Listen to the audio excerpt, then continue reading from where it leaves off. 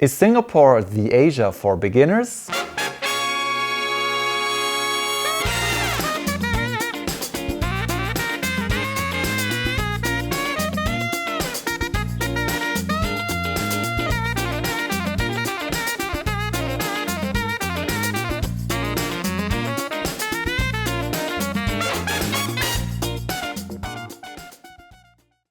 This is the question I'm going to answer in today's video. Welcome back to my channel Gemographic.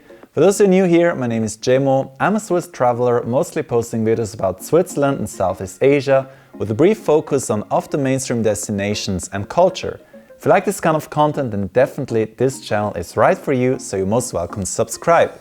I used to live around 5.5 years in Singapore, so I know this town really by heart. Well, in fact, I call Singapore my second home. Because of that, you can really trust me what I'm going to tell you about it. Important to mention, this video is not about claiming that Singapore would be a better destination than any other Asian country, but simply I'm trying to convince you why you should combine your ultimate destination in Asia with a short initial stay in Singapore. Answering today's question, I would like to start with the first point, Singapore being a major transit hub.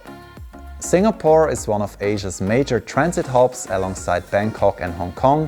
You can fly in from almost every major airport in the world.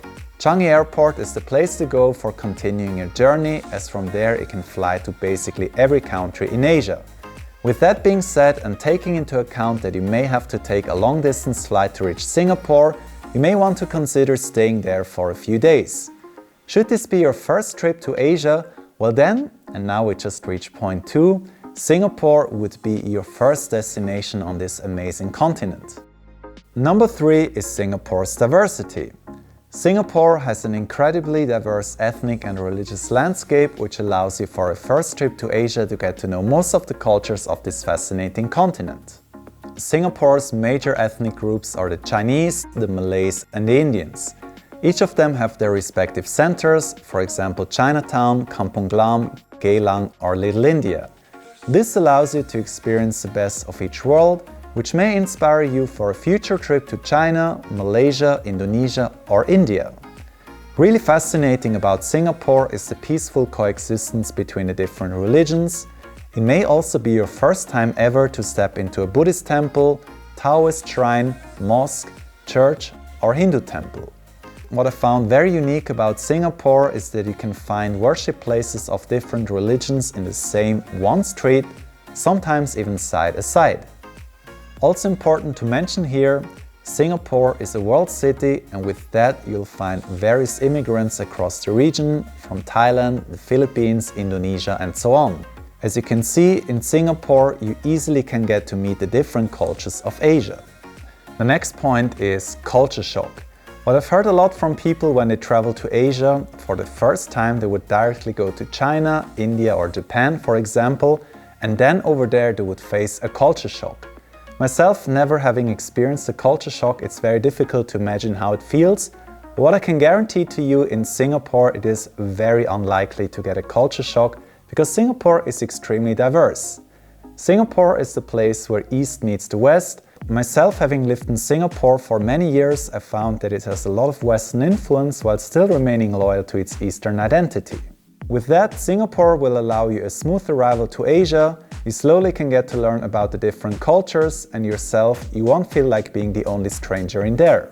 Another great thing about Singapore, and the reason why this should be your first destination in Asia, is the fact that English is its main official language. This will make it very easy to a vast majority to communicate. Pretty much every Singaporean has a high proficiency in English. In addition to mention, even in cities of other Asian countries, it's really easy to get around with English. However, language barrier problems are more likely to occur should you travel to remote places. Should you be a tourist from China or Indonesia, well then also it's quite easy to get around, as there are a lot of people who speak Chinese or Malay, which are also official languages of Singapore. The next reason is that Singapore is a metropolis, so first you would travel around in a city, and then later you can continue your journey to more remote places. With Singapore being a city-state and its land very limited, you can witness the contrast between the nature reserves and the skyline in the background. This is something that I found very unique about Singapore. Furthermore, Singapore is very safe. Well, I traveled to many other Asian countries and I do have to say I also found them quite safe. However, Singapore is incredibly safe. It's actually even safer than my home country Switzerland. Well, and maybe even the safest place that I've ever traveled to.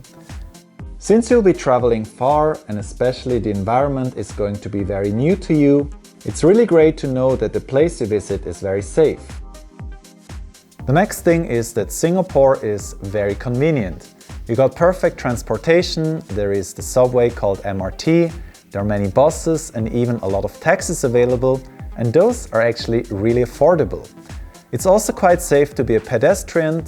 All in all, the traffic in Singapore is very well organized, and thus it's really great to walk around. Then also there are a lot of food courts where you can eat. Then you can also buy tourism passes for the attractions, but also for transportation. Well, Singapore is really exceptionally well organized and thus really convenient to get around. The last point is food safety. Singapore is one of the foodie capitals of Asia. Basically, every Asian cuisine can be found over there. What many of you may not know is that Singapore has very high standards regarding hygiene. Thus, you can try out pretty much every street food without having to worry of getting food poisoning. This furthermore will allow you to try out really exotic dishes or raw food. Also important to mention, Singapore's water system is very sophisticated. Singapore has one of the best water quality in the entire world. Because of that, you can drink basically from every tap. With that being told, this shall erase your doubts over the safety of ice cubes in your drinks. So all in all, this is why I think that Singapore should be your first destination when you travel to Asia.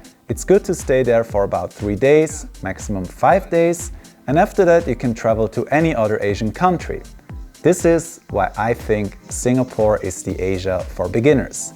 So that's the end of this video. I hope you've enjoyed watching it. If you did, please give this video a like. Leave a comment, share it to your friends, that would be really awesome. Also, if you're new to this channel, then you're most welcome to subscribe. I really appreciate that. So that's it from my side. We're going to see each other very soon.